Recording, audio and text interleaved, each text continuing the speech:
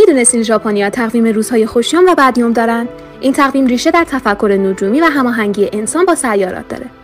در ایران باستان و زمان زرتشتیان هم ایرانیان تقویمی داشتن که روزها و ایام خاصی رو سعد یا نحس میدونستن. روزهایی که با ایزد مهر، بهرام یا آذر منطبق بود، خوشیوم، سعد به شمار میرفتن.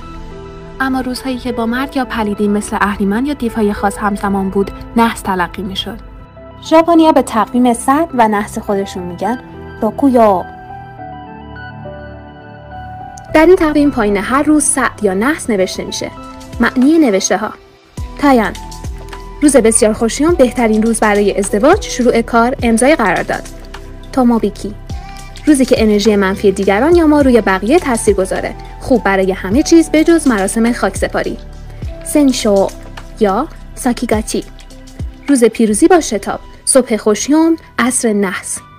سنبو یا ساکیماکه، روز شکست در شتاب، صبح نحس، عصر خوشیوم. بوتسومتسو، روز مرگ بودا، نحس ترین روز برای ازدواج یا شروع کار. شاکو یا جاکو، روز دهان سرخ، نحس جز بین ساعات 11 تا 13 ظهر. در ژاپن خیلی‌ها این تقویم رو نه از روی ترس بلکه برای هماهنگی با انرژی روزها نگاه میکنن.